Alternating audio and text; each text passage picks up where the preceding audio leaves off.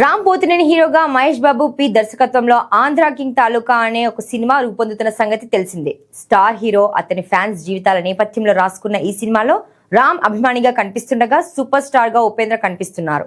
అయితే ఆసక్తికరమైన విషయం ఏమిటంటే ఈ సినిమాలో హీరోయిన్ గా భాగ్యశ్రీ బోర్సే నటిస్తోంది.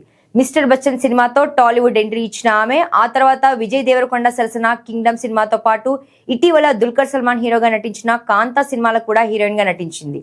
ఆ 3 సినిమాలు క్రేజ్ పరంగా బాగానే ఉన్నా రిజల్ట్ మాత్రం ఆమెకు వర్కౌట్ కాలేదు. ఇప్పుడు రామ్ తో ఆమె నటిస్తున్న సినిమా మీదే ఆమె ఆశలన్నీ ఉన్నాయి. ఇదిలా ఉండగా రామ్ తో ఆమె ప్రేమాయణం కొనసాగిస్తున్న పుకార్లు చాలా రోజుల నుంచి తెర మీదకు వస్తూనే ఉన్నాయి. తాజాగా ఈ సినిమా ప్రమోషన్స్ లో ఆమె ఈ విషయం మీద స్పందించింది.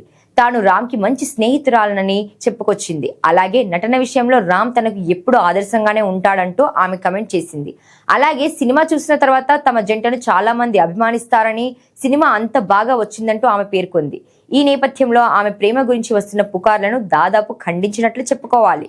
అయితే తాజాగా విశాఖపట్నం వేదికగా జరిగిన మ్యూజికల్ కాన్సర్ట్ లో మాత్రం ఆమె రామ్ గురించి మాట్లాడిన మాటలు చాలా ప్రేమపూర్వకంగానే ఉన్నాయని, వారిద్దరి మధ్య ఏదో ఉందని అనుమానం కలిగించేలా ఉన్నాయని ప్రచారాలు జరుగుతున్నాయి. అయితే ఆమె ఈ మాటలతో దానికి కాస్త బ్రేకులు పడినట్లు చెప్పొచ్చు.